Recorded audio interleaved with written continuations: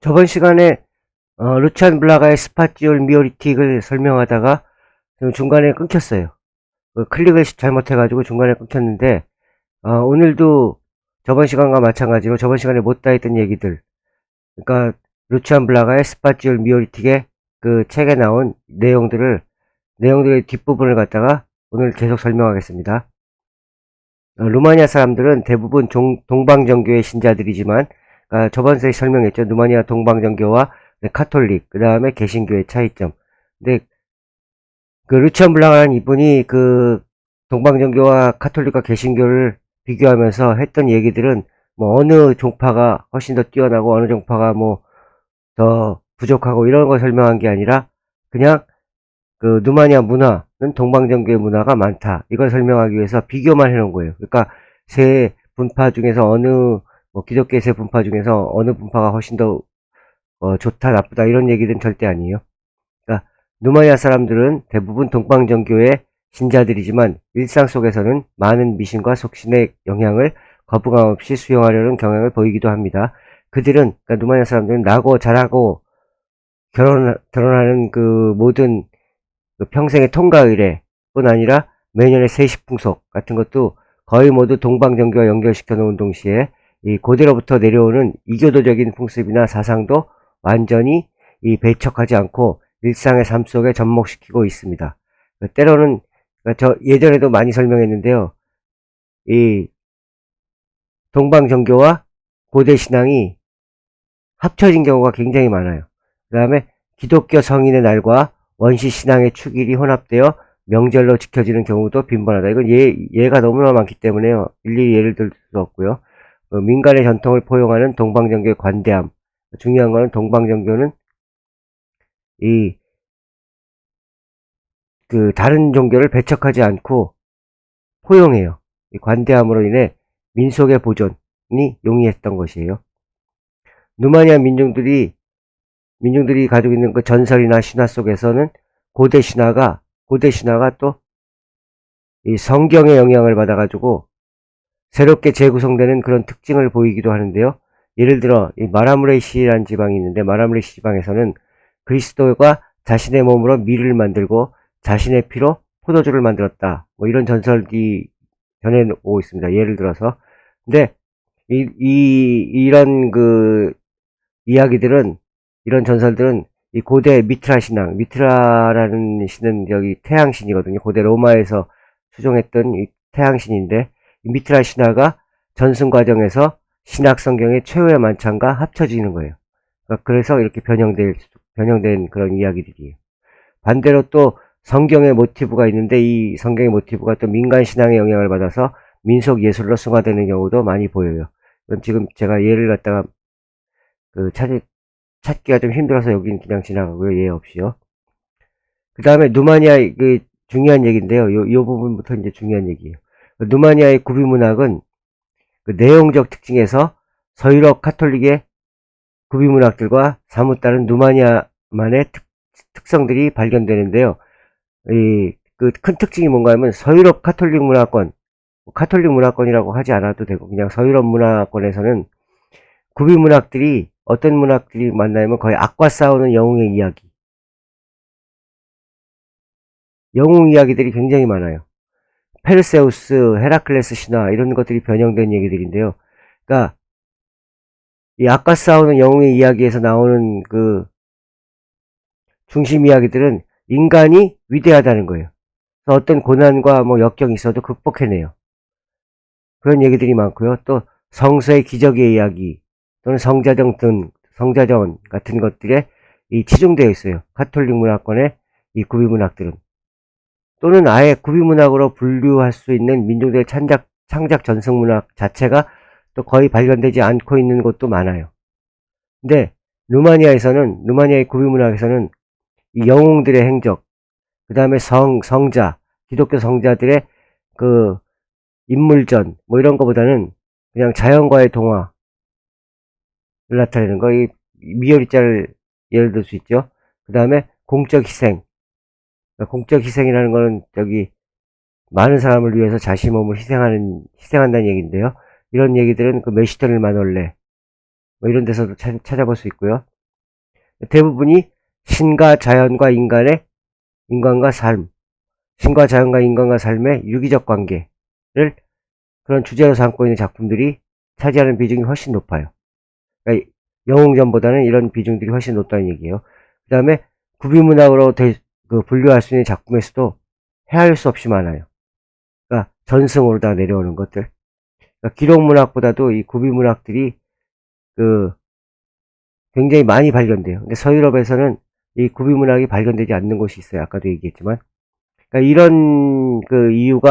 이런 이유도 역시 그 만물을 하나의 유기체로 여기는 성향을 지닌 동방정교의 영성이 루마니아 민중들의 삶 속에 깊게 뿌리 내리고 있기 때문에 이런 것들이 가능했다고 이 루치아 블라가는 보고 있어요. 그래서 위에서 살펴봤는데 루마니아인들은 현세적 삶에 있어서 만물의 유기적인 관계를 중시하는 자연 중심적인 경향. 여기선 중요한 게 이제 계속 나오는데요. 만물의 유기적 관계 이게 가장 중요해요. 루마니아인들의 그 삶의 태도에서는. 그 다음에 초월의 문제에 관해서는 대자연의 법칙에 순응하려는 태도. 이 하강하는 여기 중간에 지어야 되는데요. 하강하는 초월이라고 얘기했었어요. 하강하는 초월의 관념. 그러니까 트란스챈덴저 가레 꼬바러 이렇게 아주 아이아 소피아 그 성당 건축 양식을 예로 들어서 위에서 설명했었고요. 그러니까 이 지붕이 둥근 지붕인데 인간들이 둥근 지붕으로다 상징되는 그 아이아 소피아의 그 건축 양식인데요. 그러니까 둥근 지붕처럼 하늘이 이렇게 덮어주는 거. 그러니까 인간들은 밑에서 스스로 초월하려고 하는 게 아니라 그 자연의 법칙, 하늘에서 내려오는 그 법칙에 순응하려는 태도. 이런 걸 얘기했었는데, 이건 저번 시간 강의를 가다 다시 들으시면 거기 나올 거고요. 이런 관념을 지니고 있었는데, 이러한 경향은 동방정교의 영성과도 상당 부분 일치하고 있다. 이걸 위해서 살펴보았어요. 오늘은 이제 세 번째, 이 그림 같음을 향한 동경, 오리엔탈레아 스프레 피토레스쿨 이렇게 써 있는데요. 또 이 루치안 블라가가 어떻게 봤냐면 루마니아 문화 현상의 특성을 이야기한 또 하나의 중요 요소로 그림 같음, 피토레스쿨이라고 하는데요. 이걸 동경하는 루마니아 사람들의 미적 감각, 미적 감성 이런 걸 또 얘기했어요. 이 부분은 상당히 좀 쉽지가 않은 부분이라서 제가 100% 이해를 못하고 있는데요. 그래도 한번 설명해 볼게요. 블라가가 설명하는 그림 같음은 단순하게 이 눈을 즐겁게 하는 아름다움 뭐 이런 걸 뜻하는 것이 아니고 원초적인 자연스러움을 뜻해요. 자연과 닮은 순수한 아름다움 뭐 이런 걸로다가 설명을 할 수 있는데요. 루마니아의 사람들에게는 이 그림 같음을 향한 동경은 어디서 출발하냐면 인간도 자연의 일부라 그렇게 여기는 마음에서 출발한 유기체론적인 감성, 그 다음에 자연의 아름다움을 담고자 하는 그런 일종의 돌아가고자 하는 본능이 기소 본능이라고 되어 있는데 돌아가고자 하는 그러니까 자연의 아름다움으로 자연스러운 거. 그러니까 루마니아인들에게는 이 경제성이나 사회성 이런 것보다는 자연을 닮은 아름다움을 추구하는 일이 우선순위를 점한다 이렇게 또 설명하고 있는데요. 루마니아인들이 추구하는 자연을 닮은 아름다움은 이 호화스럽거나 휘황찬란해 보이는 세련된 아름다움은 아닐지라도 과장되지 않고 몸이 건조하지도 않은 소박한 아름다움을 말한다. 상당히 어려운 얘기예요, 지금. 그러니까 저도 이거는 정확히 이해가 안 된다는 게 지금 저는 그냥 이 루치안 블라가라는 분의 책을 갖다가 번역해 놓은 거거든요, 이쪽은요. 근데 이 굉장히 어려운 말 이렇게 들으면은 잘 몰라요. 근데 블라각의 연구에 의하면 서유럽에서는 생활의 안정을 보장하는 일정한 수준의 경제력이 뒷받침 후에야 비로소 아름다움을 표현하려는 여유를 느낀다. 이렇게 얘기하는데요. 이 서유럽 사람들한테 가난은 비도덕적이며 게으름의 결과로 인식되기에 이 집안을 장식하고 예쁜 옷으로 몸을 치장하는 등의 행위 이전에 그러니까 치장하고 장식하고 이런 행위 이전에 재화를 창출한 노동이 우선적이래요. 근데 이 경제적 이유에 의해서라면 자연적 아름다움이 어느 정도 훼손되는 것에 대해서는 그리 신경을 쓰지 않는다. 하는데, 근데 루마니아는 이 아무리 못 사는 사람이라도 우선 눈에 보이는 초라한 물건으로라도 집안을 장식하려 하고 옷에 색색으로 술을 놓는 일에 몰두합니다. 그러니까 루마니아의 시골 마을에서는 아무 집에나 들어가 보면 빨갛고 하얀 천으로 집안 곳곳이 장식되어 있고 성상, 이 예수님이나 아니면 위대한 성인들, 또 성모 마리아상, 그런 걸 성상, 이코아네 루마니아로는요. 이 성상이나 그릇 또는 작은 조각상들 여러 가지 장식품이 난잡해 보일 정도로 집안 구석에 자리 잡고 있는 것을 보게 될 것이다. 그러니까 이들이 이렇게 추구하는 이 아름다움은요, 자연을 닮은 이 아름다움.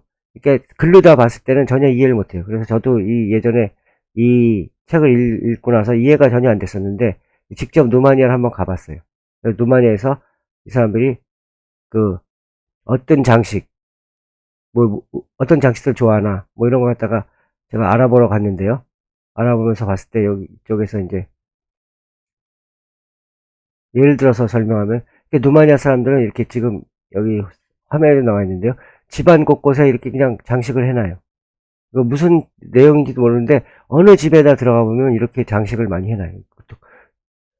그릇들 걸려져 있죠. 그 다음에 하얗고 빨간 천들 하얗고. 근데 요거는 이제 나중에 루마니아의 세시풍속 같은 거 설명할 때 나오는데요. 세시풍속 중에서도 머르티쇼르 3월 1일에 머르티쇼르라는 게 있어요.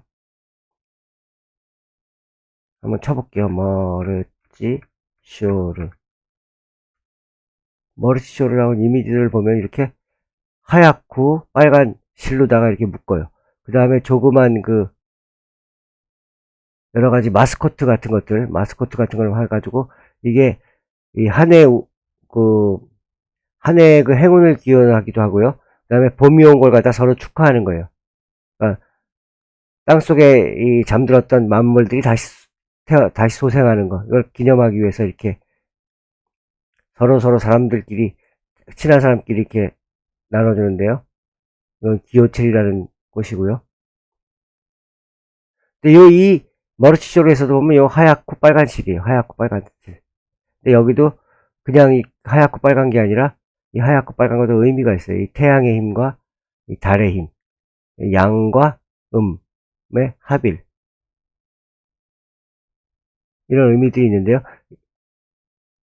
이게 천으로 다 이렇게 술을 놔가지고 집에다 걸어놓고 이런 장식들을 좋아해요. 자연을 닮은 장식이라고 루치안 블라가 설명했는데, 여기도 보면은 보통 집인데 탁자보도 있고요. 여기 또 조각, 무슨 의미를 갖다가 정확히 알 수는 없는데요. 이것도 고대로부터 내려오는 신앙의 영향을 받은 그런 또 이 조각들이에요. 이 그릇 같은 것도 걸어놓기도 하고요. 이렇게 옷도 그냥 보통으로 이렇게 그냥 하는 옷이 아니라 이렇게 장식들이 굉장히 많아요. 옷에다 술을 갖다가 손으로 다 술을 놓고 한 건데요. 집에서 꾸미는 거예요. 이건 부코비나 지역의 옷이에요. 이런 데도 보면 이제 태양의 상징, 그 다음에 물의 상징, 뭐 해가지고 흙의 상징, 그리고 또 우리나라의 오방색, 뭐 이런 거랑 거의 또 비교할 수 있는 그런 또 장식들이 있어요. 그 다음에 여기도 우리나라 예전에 창호지 같은데 또 이런 장식을 많이 했는데요. 이런 장식들과 또 이것도 같은 또 비교하는 가능성이 있어요. 옷도 이렇게 치마에도 이렇게 빨간색 술을 놓기도 하고요. 이런 또 술을 놓기도 하고, 남자들의 옷 깃에도 그런 무늬들을 많이, 그러니까 이 자연을 닮은 무늬라고 루치안 블라가는 요 얘기를 갖다 자연을 닮은 아름다움이라고 얘기를 하고 있어요. 그런 걸 추구한다고 루마니아 사람들이. 그 다음에 그릇도 그냥 보통 그냥 밋밋한 그릇이 아니라 루마니아 사람들이 쓰는 그릇들은 이렇게 장식들이 굉장히 많이 돼 있어요. 그림들이 그려져 있고. 근데 이런 장식들도 그냥 하는 게 아니라 다 의미가 있다고 하고 있어요. 고대인들이 썼던 상징들. 그 다음에 여기서 제일 많이 발견되는 게 꽃, 나무, 이런 것들을 장식해요. 그러니까 자연에서 모티브를 받은 것들. 그 다음에 나무보다 장식도 하고요. 그러니까 요런 장식은 뭔가 하면 곡물이에요, 곡물. 그러니까 옥수수도 있고, 귀리, 소금, 그 다음에 쌀도 있고요. 후추도 있고, 뭐 여러 가지로 해가지고 이것도 각 저기, 뭐 부엌마다 이런 거 하나씩 다 나와 있어요. 그래서 이런 곡물들이, 집안의 곡물들이 떨어지지 않았으면 좋겠다 하는 그런 바람을 표현해주고 있는 그런 장식품이라고 그렇게 알려져 있어요.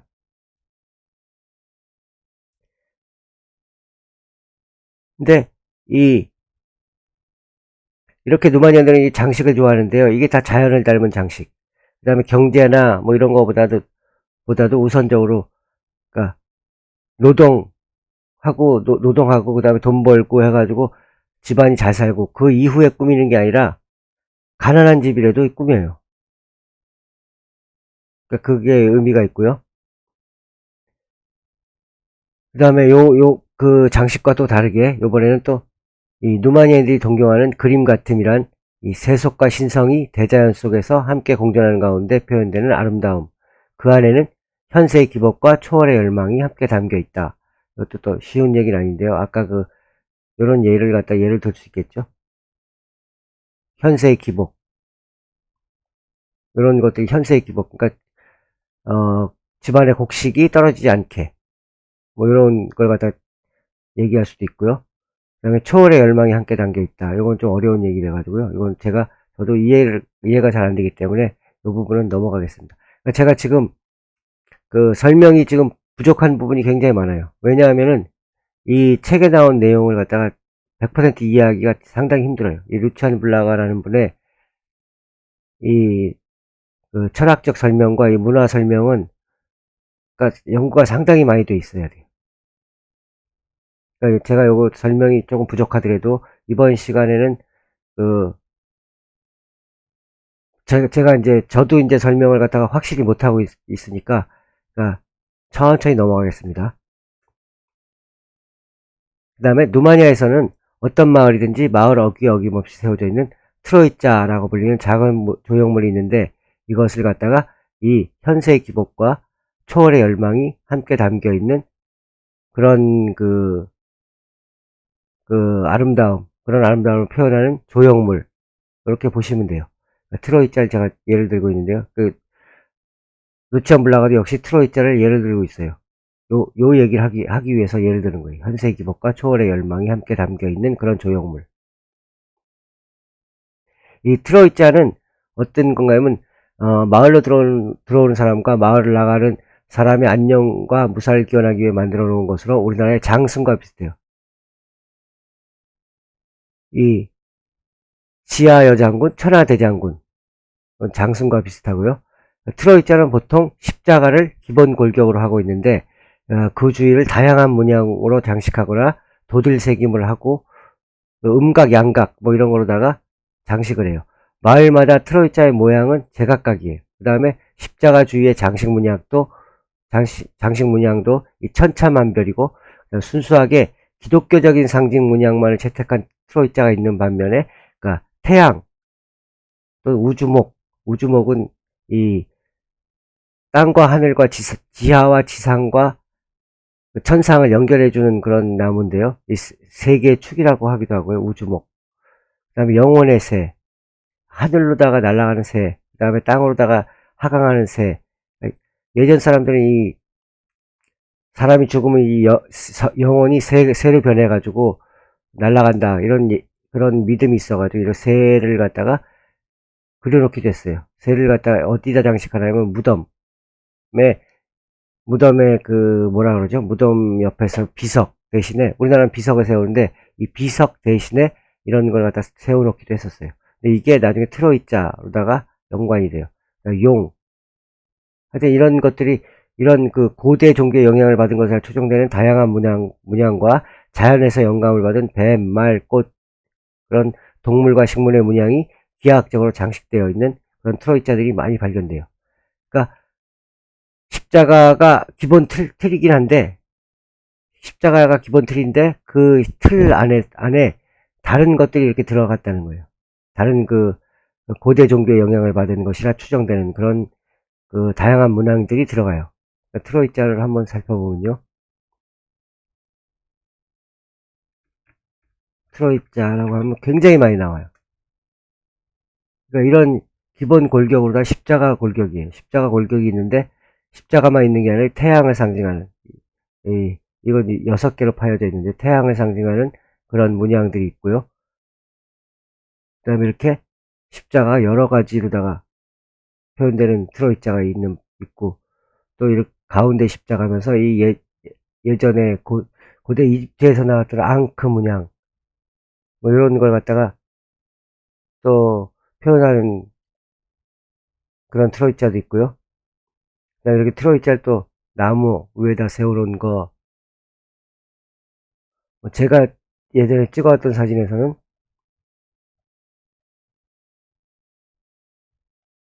위로다 올라가면요. 위로다 올라가서 이런 트로이자들 그러니까 이 마을 어귀에 이렇게 세워져 있어요. 진짜 이 진짜 지나가다가 본 건데요. 이거는 진짜 마을 거리에 세워져 있는 그런 트로이자예요. 장식하기 위해서 해놓은 게 아니라 자 안녕과 그러니까 마을로 다 들어오는 사람들 나가는 사람들 이 누마냐 사람들은 예전 사람들은 지금도 그런지 모르는데 예전 사람들은 이 마을 안은 이 안전한 곳이에요. 안전한 곳. 마을 밖은 이 미지의 세계예요. 그 불안전한 곳이에요. 여기를 마을 안은 코스모스의 세계, 질서의 세계, 마을 밖은 카오스, 무질서의 세계 이렇게 봤어요. 여기를 갖다가 나갈 때는 이 질서에서 무질서로 나갈 때는 위험이 항상 도사리고 있다 이렇게 생각해서 여기서 나가면서 무사 안녕을 기원해요. 그 다음에 밖에 나갔다 다시 돌아올 때는 카오스에서 다시 코스모스로 다 진입할 때는 다시 카오스에서 가지고 있던 부정한 그 기운들 뭐 이런 걸 갖다가 여기서 씻고 들어가야 된다. 그런 의미에서 이 마을마다 누마냐 가면 다 있어요. 마을마다 이 트로이자가. 근데 이 트로이자뿐만 아니라 일반 집과 교회에서도 이러한 문양의 장식은 이 트로이자에서 나오는 장식들은 빈번하게 사용되고 있어요. 그 아름다움을 위한 아름다움을 위한 이 장식 이게 그냥 장식이 아니라 일종의 주술적 성격, 기복적 성격도 가지고 있고 그 다음에 또 그 초월의 의미 이런 것도 같이 지니고 있어요. 그 다음에 또 하나 이 자연을 닮은 아름다움을 갖다가 예를 들 수 있는 게 또 누마에서는 이 성스러움과 속, 프로판이라고 하는데 성은 사쿠르라고 그러고요. 성과 속을 대자연 조화 속에서 화합시키고자 하는 누마니아의 문화 양식의 성향을 보여주는 또 하나의 예가 있는데 그게 바로 이 블라가는 어떻게 봤냐면 누마니아의 수도원. 이 누마니아 수도원 중에서도 이 부코비나라는 지역에 몰려 있어요. 부코비나 지역에서 이 몰려있는 수도원의 가장 큰 특징이 하나는 외벽에 프레스코 성화들을 그려놓고 있어요. 근데 이 블라가는 누마니아 수도원 외벽에 프레스코 성화들이 지닌 철학적 의미를 살펴보면 그 성과 속을 대자연의 조화 속에서 화합시키고자 하는 누마니아 문화 양식의 성향을 알 수가 있다고 얘기해요. 성은 다시 설명하면 성스러움이에요. 성스러움.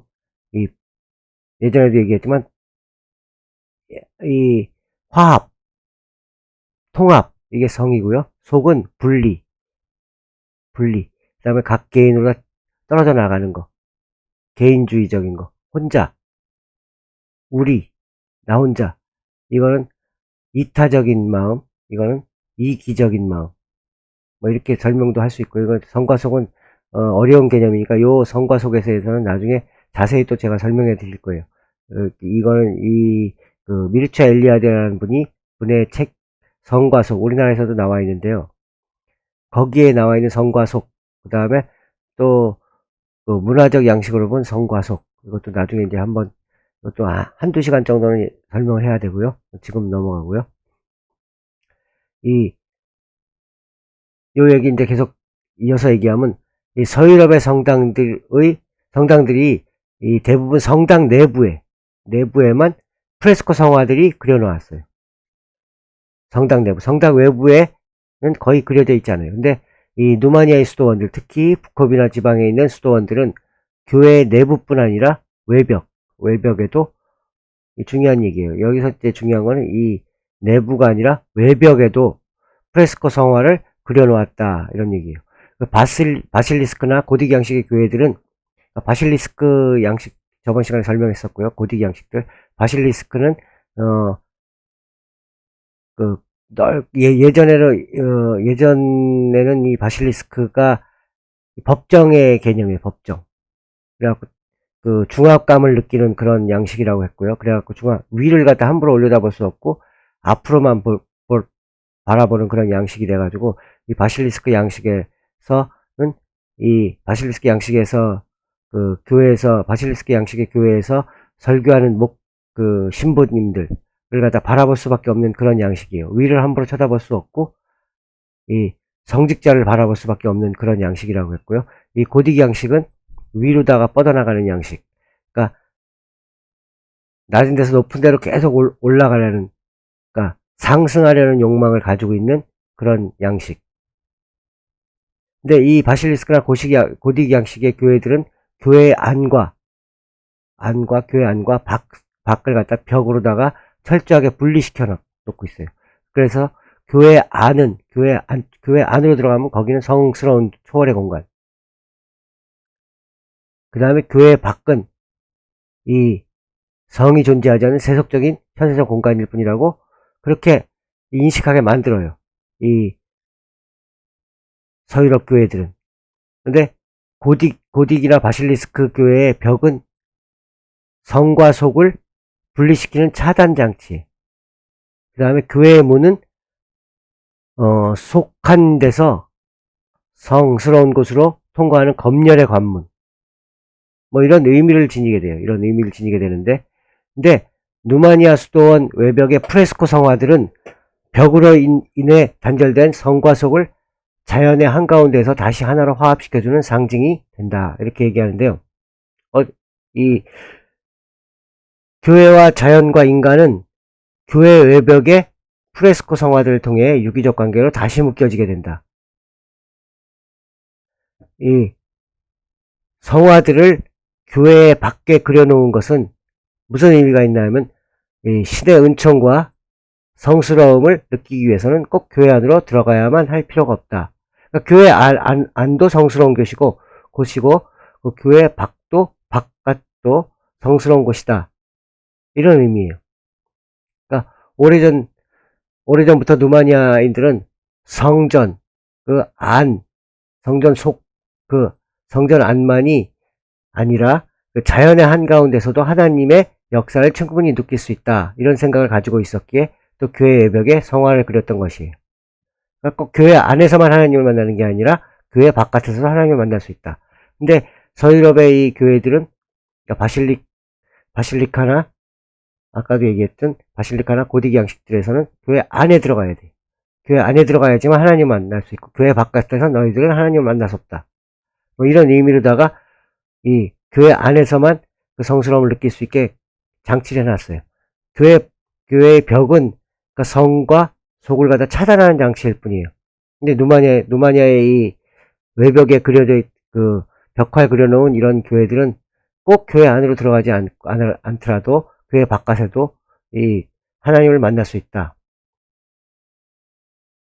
이 그런 의미로 다 써 있는데요. 제가 이제 또 직접 가가지고 이 교회들을 갖다가 방문했었는데요. 이 몰도비자라는 교회예요. 여기도 보면은 이 외벽에 벽화들이 그려져 있어요. 벽화들이 이렇게.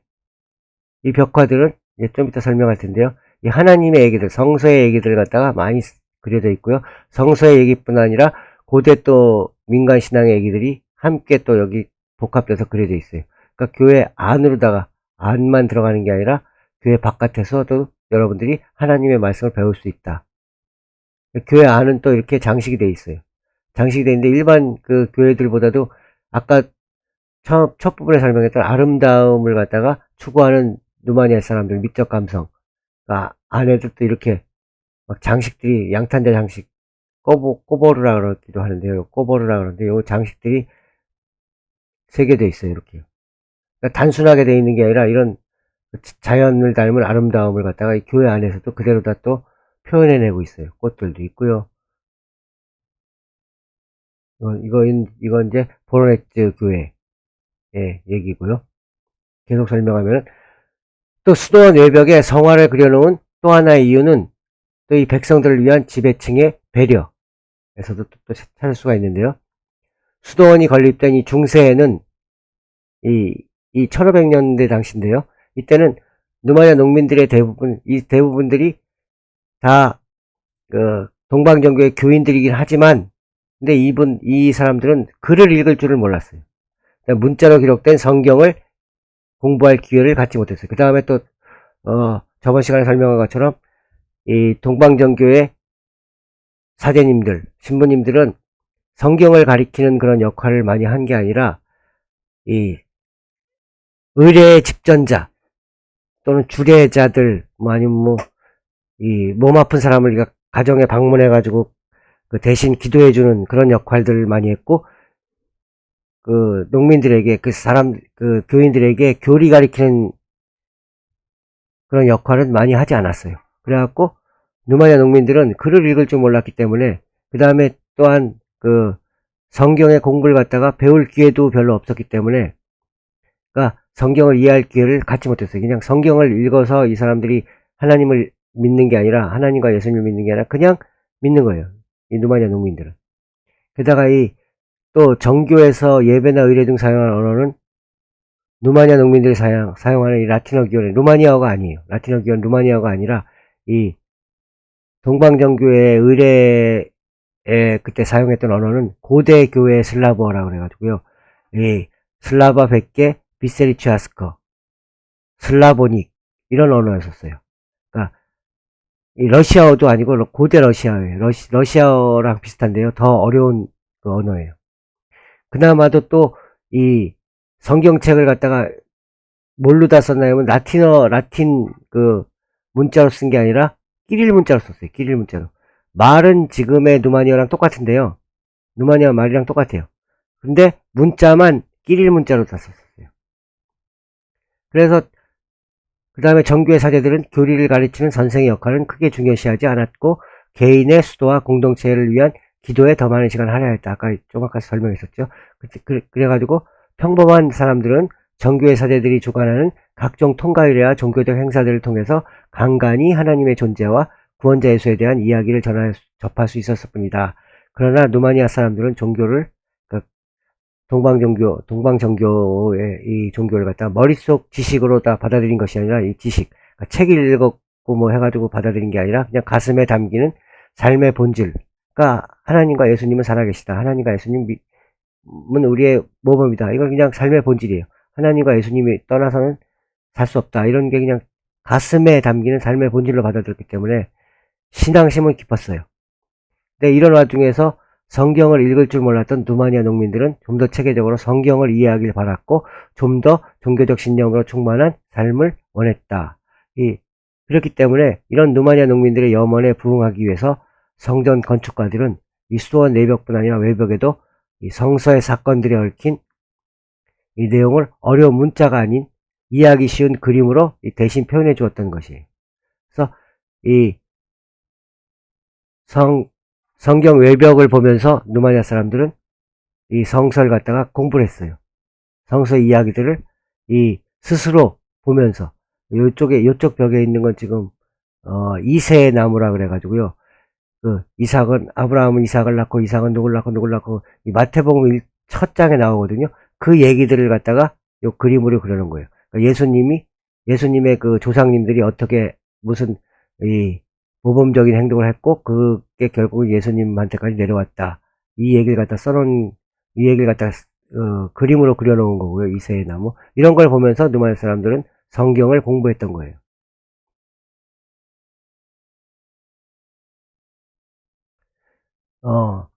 근데 여기서 중요한 건 또, 그런데 이 수도원 외벽의 프레스코화에는 성서의 이야기뿐 아니라 이 고대로부터 이어져 내려오던 누마니아의 민간 신앙과 신하들의 이야기도 함께 그려져 있어요. 그러니까 성서와, 하여튼 제일 중요한 거는 누마니아의 동방정교는 이 배타적인 종교가 아니에요. 그러니까 민간 신앙과 굉장히 어우러져 있다는 거. 이런 예를 들면은 보로네츠 수도원의 서쪽 벽면에 보면은 사후의 심판, 주데카터 대 앞보이라는, 주데카터 대 앞보이, 사후의 심판이라고 해요. 주데카터, 심판하는 거고요. 대 앞보이, 그 다음. 사후의 세계라고 해요. 앞보이. 그 다음 이런 뜻인데요. 누마니아 말로는. 근데 이거는 사후의 심판이라고 번역할 수가 있어요. 이 5층의 화폭으로 이루어져 있는데요. 천국의 지옥의 모습, 하나님의 모습, 천사들과 악마들의 모습, 숭배한 성자들의 모습, 상상 속의 괴물의 모습 등을 그려놓은 이 거대한 화면 안에는 이 성서 이야기뿐 아니라 다양한 민간신앙의 내용들이 포함되어 있어요. 요 주데카더 대 앞보이를 한번 보면요. 보로네츠의 주데카더 대 앞보이.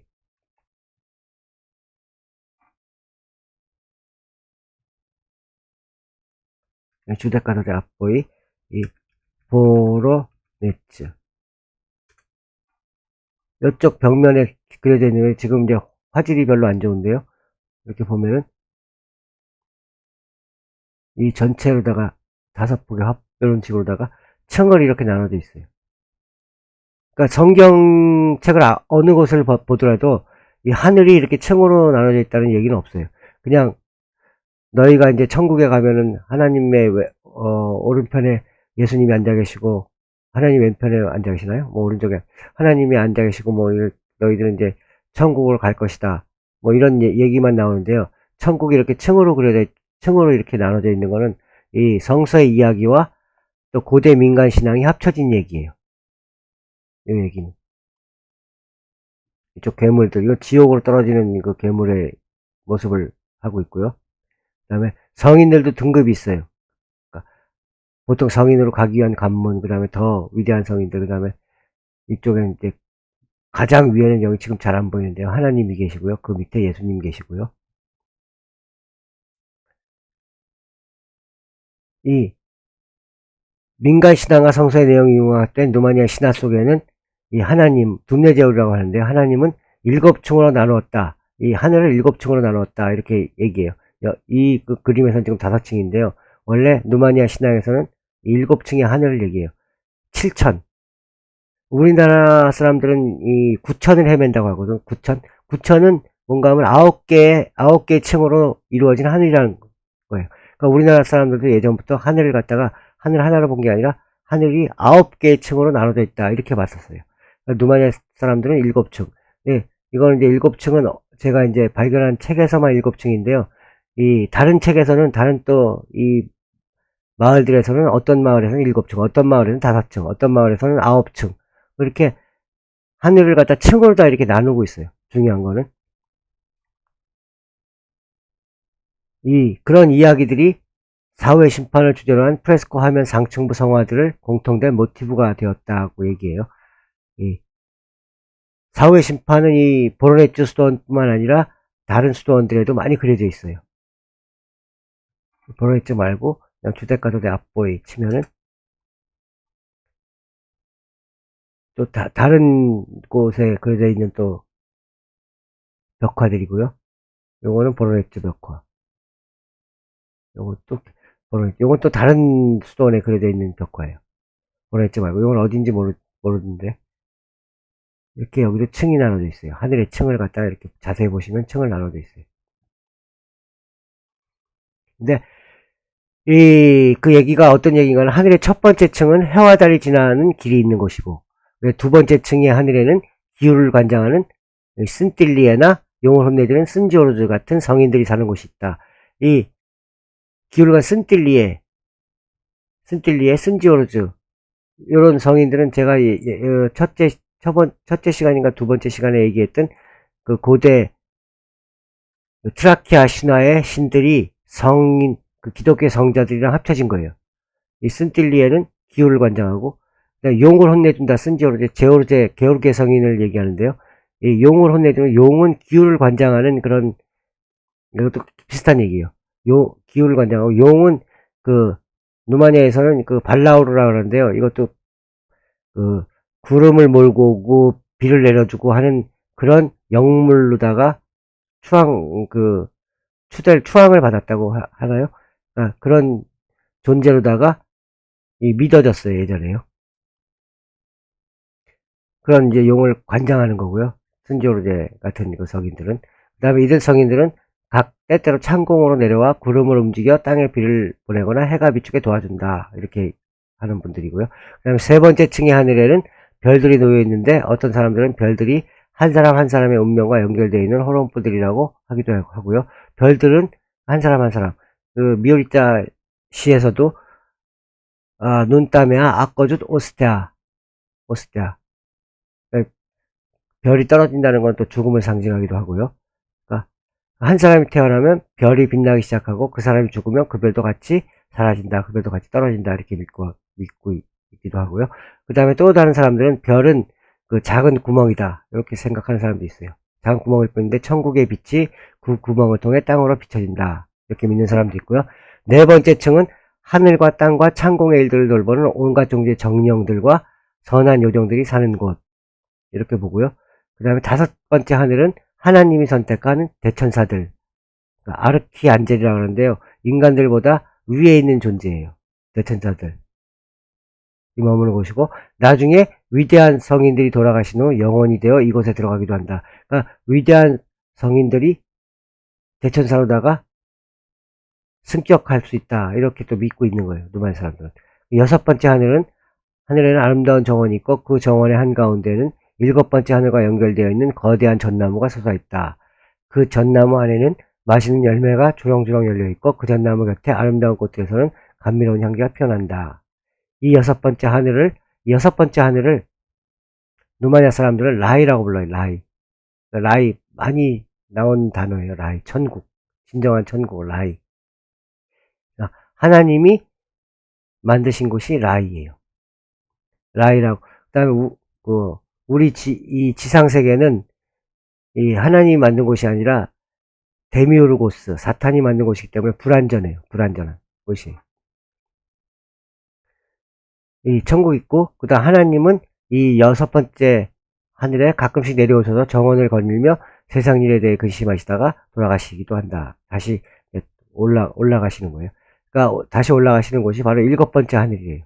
일곱 번째 하늘은 오직 이 둠레제울 많이 들어갈 수 있는 비밀의 공간이고, 그곳에서는 이 창조주 하나님은 아무것도 생각하시지 않고 오직 쉬기만 하신다. 이런 생각을 갖다가 누마니아인들의 그 고대 신화나 고대 그 전설이나 신화 속에는 이렇게 하늘을 일곱 개로 나누고 있어요. 누마니아 사람들은. 그러니까 결론적으로 얘기해서 누마니아 사람들이 지니고 있는 이 그림 같음을 향한 동경은 초월을 통해 진정한 자연, 아데바라따 나뚜라, 진정한 자연에 도달함으로써 자기 내면에 형성되게 된 자기 내면에 형성된 미적 형상을 가능한 한 많은 사람들이 함께 느낄 수 있도록 외부로 표현해 보이려는 공통된 목표를 할 수 있다. 이 부분도 또 제가 번역을 했는데, 네, 제가 100% 이해는 못하고 있어요. 그냥 이렇게 써 있어요. 그 책이에요.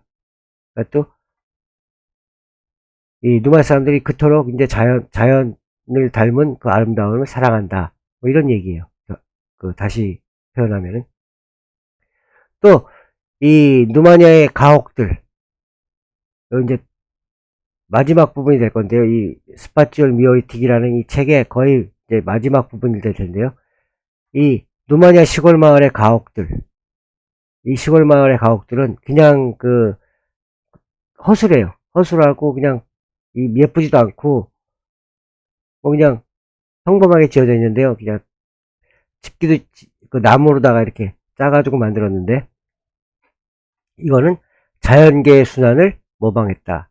그러니까 치꿀룰 나뚜랄 알비에찌를 모방했다고 하고 있어요. 요건 그 라이언 킹인가요? 라이언 킹에 보면 서클 오브 라이프라는 그 노래가 있어요. 그 노래가 이거 자연계의 순환을 얘기하고 있는 노래예요. 서클 오브 라이프. 근데 여기는 루마니아로는 치꿀룰 나뚜랄 알비에찌. 그러니까 자연계의 순환은 뭔가 하면 그냥 간단해요. 봄이 되면 씨앗이 나고 가을이 되면 다시 들어가고 봄이 되면 새싹이 돋았다가 푸르른 잎으로 다 바뀌었다가 가을이 되면 낙엽이 돼서 땅에 떨어지고 이 순환. 그리스 신화에서는 이 페르세포네의 신화 이런 게 그냥 자연계 순환이에요. 자연계 법칙. 콩 심은 데 콩 나고 팥 심은 데 팥 나고 근데 이게 왜 이 자연계의 순환을 모방하고 있냐. 루마니아의 시골 마을의 가옥이 왜 자연계의 순환을 이 모방하고 있느냐. 요 얘기를 이제 지금부터 할 거예요. 그러니까 이걸 하기 위해서는 루마니아 시골 마을의 가옥을 알기 위해서는 일단 그 같은 트란실바니아 같은 지역인데 같은 지역에 살고 있는 또 루마니아 사람들과 사스인들을 비교해야 돼요. 그러니까 처음에는 이제 사스인의 그 가옥들이나 이런 특징들을 먼저 살펴보고 그 다음에 루마니아의 시골 마을의 가옥의 특징을 한번 살펴볼 거예요. 네. 트란실바니아의 사스인들이 높고 견고한 담을 두른 집과 요새 같은 교회, 이 비세리치 포르티피카테라고 하는데요. 포르티피카테 또는 그 최따떼, 비세리치, 최떠찌 뭐 이렇게 얘기도 하기도 하고요. 이 사스인들이 이런 것들을 건축해가지고 전쟁 등의 재난에 대비하는 것과 달리 루마니아인들은 허술한 집을 짓고 살다가 전쟁이 닥치면 집과 교회 등을 마을에 남겨놓고 숲으로 피신한다. 루마니아인들의 집들과 교회는 마치 씨앗이 뿌려지고 자랐다가 베어지는 것을 반복하는 밀처럼 지어졌다 허물어졌다를 반복하는 것이다. 역설적으로 말하면 사스인의 견고한 집은 영원을 표방, 돌로다가 지었고 막 견고하게 졌어요.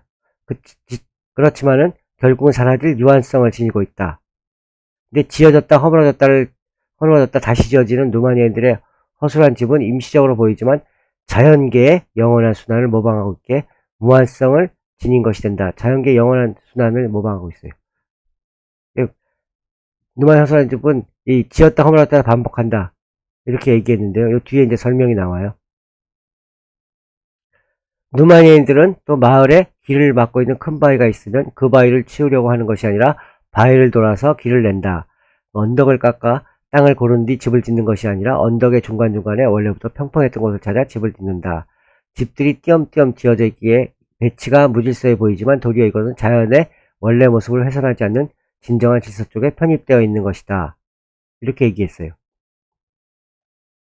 근데 이 얘기는 이게 무슨 얘기인가 하면 루마니아인들의 집들이 왜 마치 씨앗이 뿌려지고 자랐다가 베어지는 것을 반복하는 밀처럼 지어졌다 허물어졌다를 반복하냐. 또 이 루마니아인들의 허술한 집은 임시적으로 보이지만 어떻게 자연계에 모방하고 있느냐. 이 얘기는 이제 제가 다른 데다 써놨는데요. 여기 이 뒤쪽에요.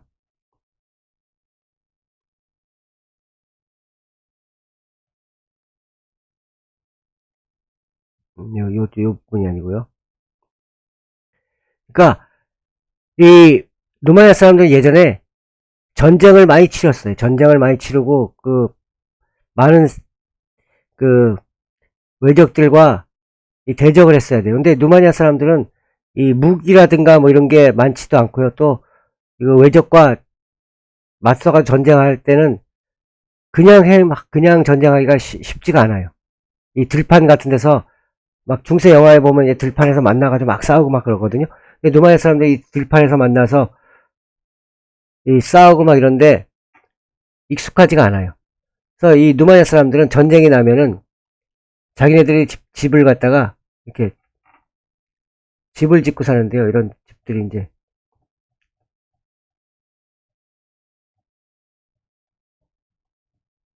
이런 허술하게 이제 허술한 담장도 낮게 하고 집을 짓고 살고 이렇게 들판한데 어떨 땐 담장도 없는 것도 있고요. 이건 아까 얘기했던 트로이자. 근데 이렇게 집을 짓고 이렇게 살아가고 있는데요. 루마니아 사람들이. 이 사람들은 전쟁이 나면 어떤 작전을 쓰냐면 집을 다 불태워요. 그 다음에 집에 있는 곡식들 중에서도 자기가 먹을 만큼의 곡식만 들고 산으로 도망가요. 이 숲으로 도망가 있는데 이 집을 갖다 그냥 남겨두는 게 아니라 다 불을 질러요. 다 불을 질러서 허물어 버려요. 왜냐하면은 적들이 와서 여길 사용하지 못하도록.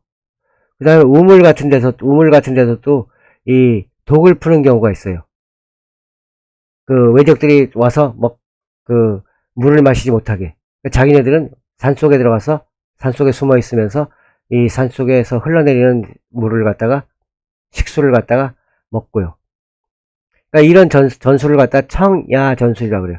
그러니까 들판을 갖다가 다 그냥 없애버리는 거, 깨끗하게 만드는 거. 그래놓고 다시 외적들이 이제 물러가요. 가져갈 게 없어요. 그 큰 돈을 들여가지고 원정군을 꾸려서 이렇게 왔는데 보니까 이제 가져갈 것도 없고 아무것도 없어요. 왔다가 배고픔에 시달리다가 원정군들이 와서 배고픔에 시달리다가 다시 돌아가요. 그럼 다시 이 숨어있던 숲속에 숨어있던 누마니아 농민들이 다시 내려와요. 다시 집을 지어요. 이게 나무로다가 지금 거의 다 대부분 나무들인데 돌로 된 집들도 분명히 있지만 나무들이 줄을 이뤄요. 나무들로다가 이렇게 집을 지어요. 집을 짓고 또 이렇게 살다가 요 부분은 지금 우물인데요. 우물 이렇게 쭉 내렸다가 놓으면은 이게 톡 튀어 올라와요.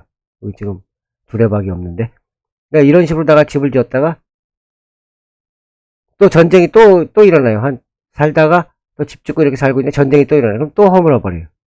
또 없어져요. 그리고 또 숲에 있다가 다시 돌아와가지고 또 집을 짓는 거예요.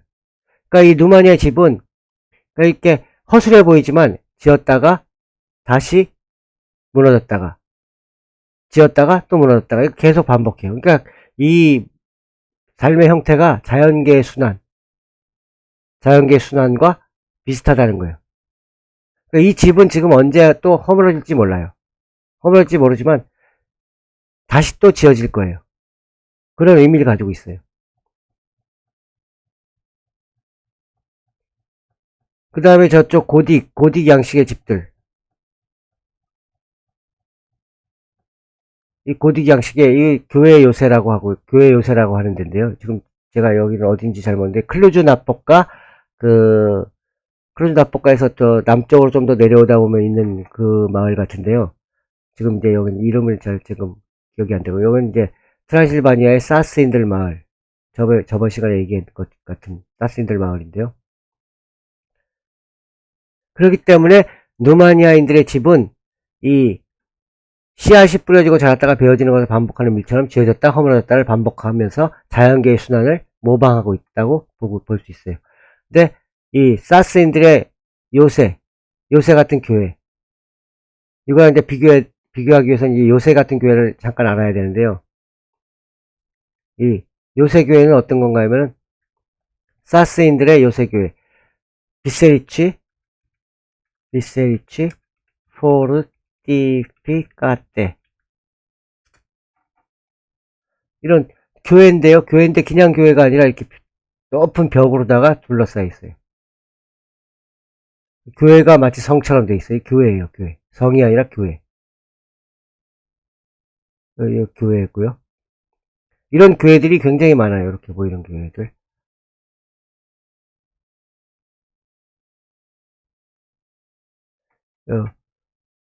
비세리치. 그러니까 이건 또 어떤 의미를 가지고 있느냐. 이런 교회들이 어떤 의미를 가지고 있냐. 여기는 이제 브라쇼브의 교회고요. 브라쇼브의 비세리카 네아그라고요. 근데 이 독일 작센 지방에서 이주한 사스인들은 농사나 목축 등의 생산적인 일을 하기보다는 상업에 종사했어요. 이 지역의 특산물을 저 지역에 고가로 팔면서 막대한 부를 축적했고요. 이 교회 요새들은 사스인 상인 집단이 자기를 방어하기 위해 세운 일종의 방어용 성이에요. 이 교회 요새들.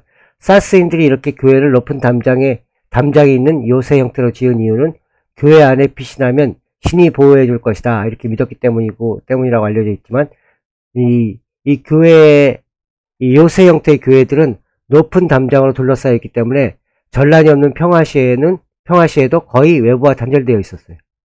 예배를 드리러 가는 마을 사람들조차 출입이 그다지 쉽지 않았다. 이렇게 보고 있는데요.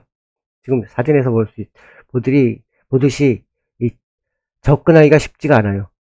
들어가기도 쉽지가 않아요. 교회라고 하지만 이 예배당보다는 그 옆에 딸린 창고들의 크기가 훨씬 큰 경우가 또 많아요.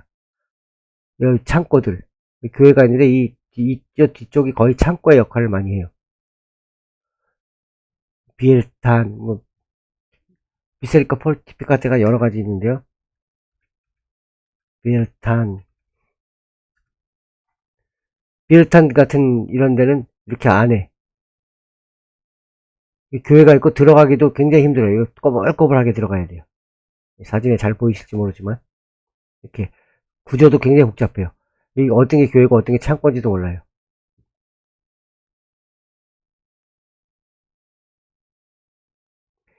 이러미로 보았을 때 이 요새 형태 교회들은 예배 장소로 이용되기보다는 각종 세금 포탈의 온상으로 이용되었을 가능성이 더 높아요. 세금 포탈. 하나님한테 바치니 너네 왕한테 세금 안 바치고 너네한테 국가한테 세금 안 바치고 나는 이 하나님한테 바쳤어. 그러니까 난 이미 세금 낸 거야. 뭐 이런 식으로다가 세금 포탈의 온상으로 이용되었을 가능성이 굉장히 높아요. 하는데 이들은 그 사스족 상인들은 영주에게 세금을 바치는 대신에 교회에 헌금을 내는 것으로 가장하는 거예요. 가장하여 세금을 면제받았고 교회는 이들의 재물을 어느 정도 수수료를 받고 보관해 주었다가 돌려주었어요.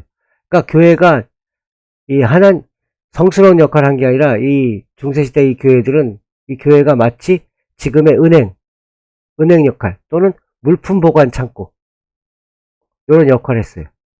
이런 이유로 이런 사스인들은 교회에 높은 담장을 두르고 자신들의 재물을 지키기 위해 전전긍긍했을지도 모르는 거예요. 이런 큰 교회들을 세워놓고. 그러니까 교회가 이 성스러운 공간이나 재물 지키는 역할을 갖다 훨씬 더 많이 했다는 거예요. 그러니까 지금은 이 루마니아에 있는 이 교회 요새들이 유네스코 문화유산으로 다 등재가 돼 있어요.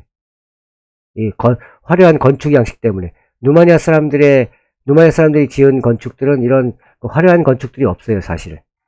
돌로 이렇게 고딕 양식의 건축들을 갖다가 화려하게 지어놓고 이게 또 보존이 잘 돼 있기 때문에 문화유산으로다가 유네스코 문화유산으로 등재되어 있는데 사실은 그 내면을 살펴보면은 이 교회들은 이 건축 양식만 그냥 화려했지 사실 내면은 좀 안 좋은 곳들이 많아요. 그러니까 세금 포탈하고 그 다음에 재물 숨겨놓고 뭐 이런 역할을 했었어요. 은행의 역할. 교회의 본연의 그 역할을 못하고 다른 역할을 했던 거예요. 세속적인 역할을 많이 했던 거예요. 그러니까 여기서 이제 블라드 제페시 얘기를 잠깐 하는데요. 우리가 드라큘라라고 알려진 블라드 제페시 영주가 이 루마니아에서는 국민적 영웅으로 알려져 있어요. 사실 흡혈귀가 아니라 이 국민들을 위해서 그 다음에 외세 침입을 갖다가 막아내고 그 다음에 또 루마니아 농민들을 갖다가 잘 살게 하기 위해서 그 루마니아 영주들, 루마니아의 그 귀족들의 그 재물을 갖다가 세금으로 받아가지고 루마니아 농민들에게 나눠주고 뭐 이런 진짜인지 아닌지 모르지만 하여튼 그 블라드 제페시는 루마니아의 국민적 영웅으로다가 이렇게 알려져 있어요. 농민들을 위한 영웅으로다가. 근데 서방 세계에서는 잔혹하고 내기적인 흡혈귀라고 바뀌어져 있어요. 흡혈귀. 드라큘라라고 알려져 있어요. 드라큘라. 근데 이렇게 블라드 제페시가 흡혈귀가 된 이 주여원이 바로 이들 사스족에게 있어요. 사스족들에게. 당시 그 1400년경 말에 그 루마니아 내에서 밀매와 무관세 무역을 행하며 막대한 부를 축적하는 이 사스족 상인들 때문에 루마니아 민중들의 삶은 피폐해져 갔어요. 그러니까 콩 하나 먹어도 비싼 값에 사야 돼요. 자기는 콩을 먹고 싶은데 나는 지금 양을 쳐요. 그럼 양 털을 갖다가 1kg를 내야 돼. 1kg를 내야 돼요. 콩 한 마리를 먹기 위해서. 근데 1kg로 사가도 또 딴 데 가면은 이걸 갖다 더 비싸게 얘네들은 또 붙여서 팔아먹고 뭐하고 해가지고 이 부를 갖다 계속 축적하는 거예요. 사스족 상인들이. 그래서 루마니아 민중들은 더 비싼 값에 자기 곡물은 싸게 팔고 자기가 필요한 물품들은 비싸게 사고 이렇게 삶을 피폐해져 갈 수밖에 없었는데요. 이를 더 이상 묵과할 수 없었던 이 블라드 제페시는 결국 이 작생계 사스족 상인들에게 세금을 과중하다 그러는데 과중한지 아닌지 잘 모르고요. 하여튼 세금을 부과했어요. 그러니까 그 세금을 받아서 이 루마니아인들의 경제 상황을 호전시키려 하였는데 당연히 이런 거는 사스인 상인들의 불만으로 이어질 수밖에 없었죠. 이런 상황 속에서 일부 사스족 상인 집단은 블라드에게 노골적으로 대항했고 블라드는 1460년경에 사스족 상인 그룹과 정책상의 충돌이 일어났을 때 반항하는 사스인들을 잡아서 잔인하게 처형을 하기에 이르요. 그 다음에 그들을 꼬챙이로 찔러서 대량 처형하였을 뿐 아니라 400명이 되는 사스족 이 카톨릭인지 사스족 카톨릭인지 그때 당시 카톨릭이 프로테스탄트가 없었을 것 같은데, 그러니까 400명의 사스족 카톨릭 도제들까지 산채로 태워주게. 그러니까 이 과정을 이 사스족이 독일계 작센 지방에서 온 사람이기 때문에요. 이 과정을 갖다가 독일어로 기록한 게르만 연대기라는 게 있어요. 역사책 비슷한 건데 연대기, 크로니카라고 하는데요. 이 연대기 저술자들은 어떻게 쓰냐면 당연히 블라제 배시를 갖다가 루마니아의 민족의 영웅으로 묘사한 게 아니라 자신들을 처참히 죽인, 그러니까 거기다가 자신들뿐만 아니라 도제들까지, 사제들까지, 하나님의 종들, 교회 목회자들까지도 죽였으니까 처참히 죽인 사악한 악마로다가 묘사한 거예요. 그래서 드라큘라는 악마로다가 블라잭 배시는 악마로 묘사될 수밖에 없었어요. 이 연대기들의 자기중심적이고 주관적인 서술들 때문에 블라드 제펫이라는 사람은 서방세계의 잔혹한 인물, 즉 흡혈귀 드라큘라로 모사되어졌던 거예요. 그러니까 이것처럼 또 누마니아 시골 마을, 중요한 거는 이 누마니아 시골 마을의 가옥들은 자연계 순환을 모방하고 있고, 근데 이 사스족들의 높고 견고한 담을 두는 집과 같은 요새 같은 교회는 도리어 영원을 표방하지만 한 번 무너지면 더 이상 지을 수가 없어요. 한 번 무너지면 끝나는 거고, 그러니까 영원을 표방한 것 같지만 도리어 유한해요. 하지만 이 누마니아의 가옥들은 그냥 허술한 것 같고 그냥 아무것도 아닌 것 같지만 그 다음 맨날 허물어졌다가 다시 지어졌다, 허물어졌다가 다시 지어졌다 하는데, 전쟁이 나면은 허물어져요. 전쟁이 끝나면 다시 짓고. 그러니까 이렇게 허술한 것 같지만 도리어 이렇게 이 누마니아인들의 시골 마을의 가옥들은 자연계의 순환을 모방하고 있기 때문에 도리어 영원한 것이에요. 이렇게 루치안 블라가 설명하고 있어요. 누마니아의 전체 문화를. 이제 끝맺는데요. 좀 제가 이제 정확히 설명을 못했어요. 요 두 번의 강의는 루치안 블라가의 스파치올 미오리틱이라는 강의는 제가 이 중간중간에 너무 당황하기도 하고, 또 본론에서 벗어나기도 하고, 또 같은 말 반복하기도 하고, 좀 매끄럽지가 못한 게 많았어요. 그러니까 그거는 왜냐하면 어렵기 때문이에요. 저도 100% 이해를 못했기 때문이고요.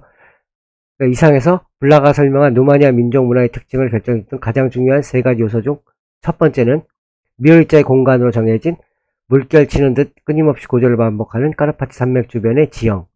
이 까르파치 산맥 주변의 지형이 누마니아 사람들의 무의식 깊은 곳에 남아있다는 거예요. 무의식 깊은 곳에. 운명이 이 물결 치는 듯한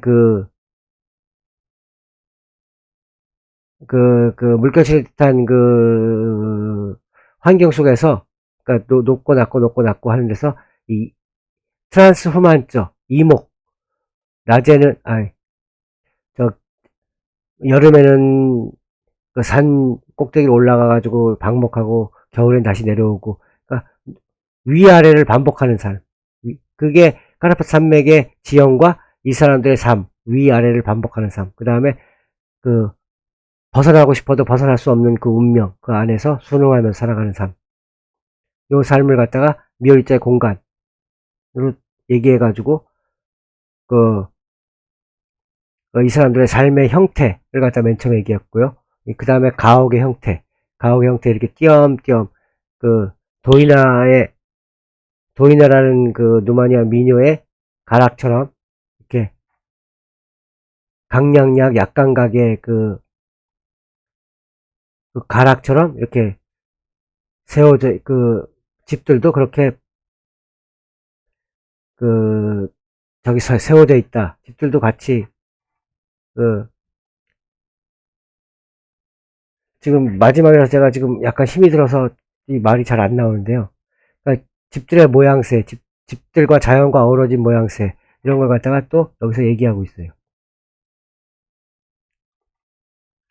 그 다음에 이 두 번째는 만물의 유기적 관계를 중시하고 대자연의 법칙에 순응하려는 태도로 함축되는 동방정교의 영성. 동방정교의 영성도 저번 시간에 얘기했었고요. 그 다음에 세 번째는 이 경제성이나 사회성보다는 자연을 닮은 아름다움을 추구하는 미적 감성. 블라가는 이번 연구에서 누마니아 문화를 형성하는 여러 요인들을 복합적으로 분석한 결과 누마니아 문화는 소박하고 전원적이에요. 그 다음에 세련되고 도시적 성격은 상대적으로 열세 있는 것으로 정의하고 있어요. 누마니아의 문화적 특징이 이러한 성향으로 나타내는 이유는 만물은 유기적으로 관계를 맺고 있으며 자연의 일부인 인간은 자연에 순응해야 한다는 사상이 누마니아 민족의 무의식 깊은 곳에 자리 잡고 있기 때문이다. 근데 이 민족성이라는 걸 알아보기 위해서 지금 블라가 이 연구를 했는데요. 이 민족성이라는 개념은 매우 추상적이에요. 그 다음에 눈에 보이지도 않아요. 비가시적이기 때문에 실증, 이걸 완전히 증명해내기가 되게 불가능해요. 그냥 추상적으로다가 얘기할 수밖에 없어요. 그래서 제가 지금 이 강의도 매우 불안정해 보이고 매우 부족해 보이는 이유도 이 추상적인 거예요. 추상적인 걸 갖다가 설명하기가 사실 저도 상당히 힘들어요. 그래서 어떤 민족의 민족성을 틀에 맞추어 이 도식적으로다가 그림 그려가지고 딱딱 표에 맞게 수학적인 거로다가 설명해 낼 수는 없어요. 수학적 공식으로다가 만들어서 이 설명해 내는 것은 역지에 가까울 수 있어요.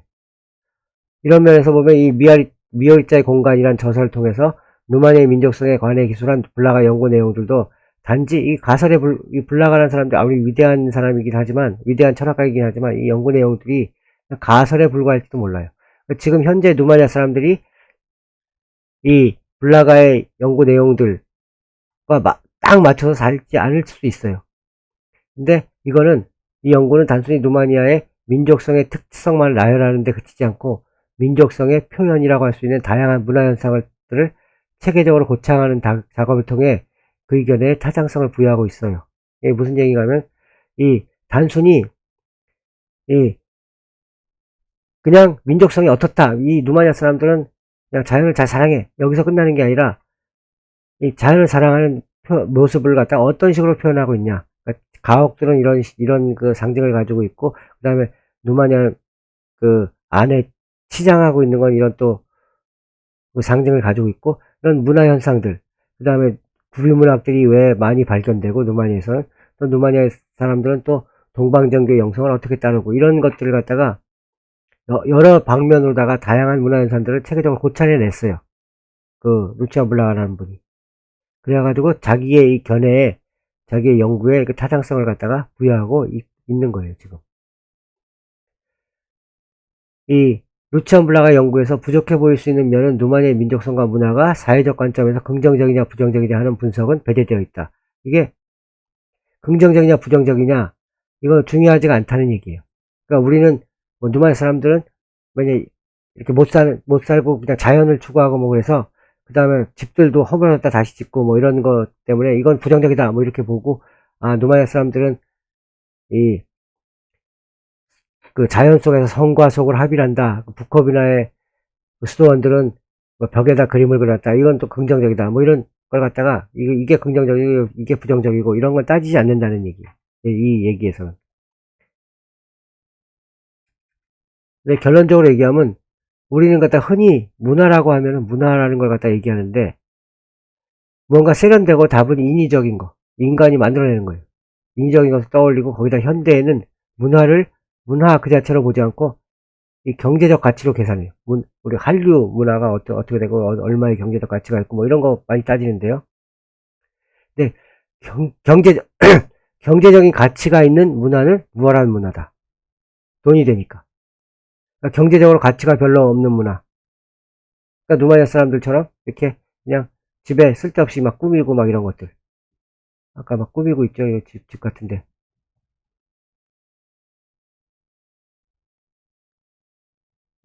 집 같은 거 이런 거 꾸미는 거, 뭐 이런 거.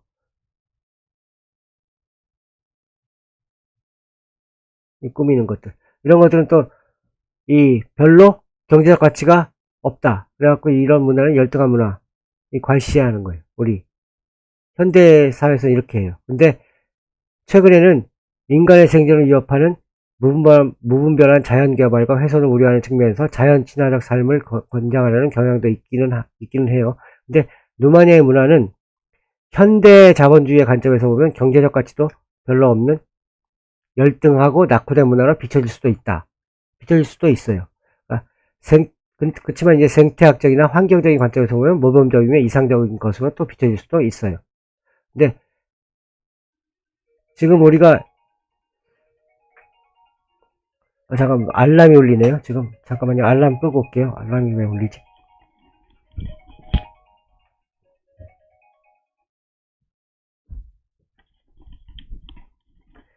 근데 여기서는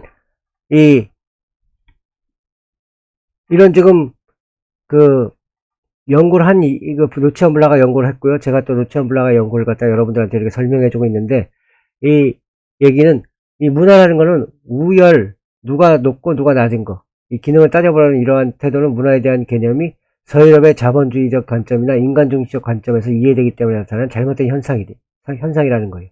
그러니까 문화는 우열이 없어요.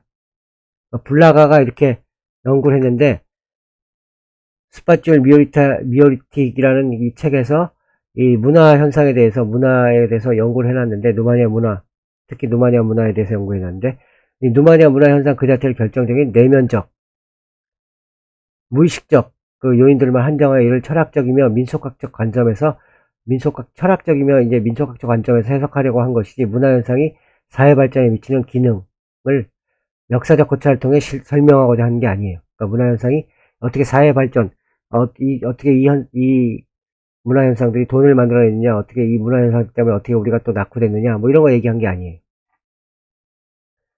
이 루치안 블라가의 이 미오리자의 공간은 구비문학, 풍습, 건축, 의상, 장식, 종교 등을 포함하는 누마니아 민속의 각 분야를 연구하는 데 있어서 가장 중요한 열쇠를 제공하는 개론서다. 이게 중요해요, 지금. 그러니까 이 루치안 블라가의 누마니아 문화를 알기 위한 이제 기본으로다가 이게 개론서예요. 근데 개론서라 하기에는 굉장히 어려워요. 근데 안타깝게도 미월적 공간을 포함한 블라가의 거의 모든 철학 에세이들 속에는 그가 자신의 철학적 개념을 함축하기 위해 임의로 만든 신조어들이 굉장히 난무하는 데다가 그가 이야기하고자 하는 철학적 사상들 자체 역시 상당히 난해해요. 공부 많이 해야 돼요. 난해하기 때문에 아직까지는 많은 학자들이 블라가의 철학을 심도 있게 연구해내지 못하고 있다. 지금 이제 제가 여러분들한테 가장 바라는 거는, 우리 과가 지금 후속 세대가 없어요. 학문의 후속 세대라 그래가지고 다음 학문을 해야 되는데, 우리 그 1세대 연구자들이 이제 학교를 떠나고 나면 다음 학자들이 없어요. 참 안타까운데, 그러니까 제가 그 여러분들 중에서 이제 대학원 들어오고 싶은 사람들한테 항상 얘기하는 게 이 루치안 블라가의 그 철학이라든가, 루치안 블라가의 그 철학뿐만 아니라 루치안 블라가의 그 문학 작품도 있거든요. 루치안 블라가를 연구하는 사람이 한 명은 꼭 나와줬으면 좋겠다. 이게 제 바람이에요. 여러분들 학문 후속 세대들한테 바라는 게 이 얘기예요. 블라가에 대해서 미어리자의 공간을 통해서 루마니아 문화의 근원에 대해 블라가의 견해들을 살펴본, 제가 지금 여기서 이걸 살펴보면서 논문도 하나 썼는데요. 이렇게 살펴봤는데, 이것도 제가 이 살펴본 바에서도 이 블라가가 설명하고자 하는 모든 담론들을 빠짐없이 정리한 게 아니에요. 지금 저도 중간중간에 다 빼먹기도 했고요. 그 다음에 설명이 깔끔하지가 못해요. 제가 이렇게 지금 여러분 강의를 했고, 또 이 논문도 하나 쓰긴 했었지만요. 이걸 계기로다가 블라가의 문화 철학에 대한 다양한 후속 연구가 이루어지고 학문적 연구 논의가 활발해지기를 바라며 이 글을 마치고 또 오늘의 강의도 여기서 마치겠습니다.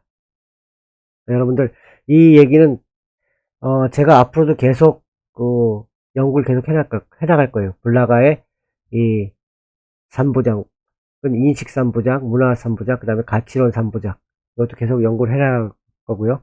그러니까 이번에는 제가 아직 잘 100% 이해를 못했기 때문에 여러분들한테도 100%를 갖다가 전달해 주지 못했어요. 그러니까 이 부분은 제가 여러분한테 죄송하게 느끼고요. 그러니까 그렇지만 이제 다음에 기회가 되면은 계속 이 발전시켜 나가기로다가 제가 여러분들한테 약속을 드리겠습니다. 그러니까 요 루치안 블라가의 스파티얼 미오리틱에 대한 강의는 여기서 마치기로 하겠습니다. 감사합니다.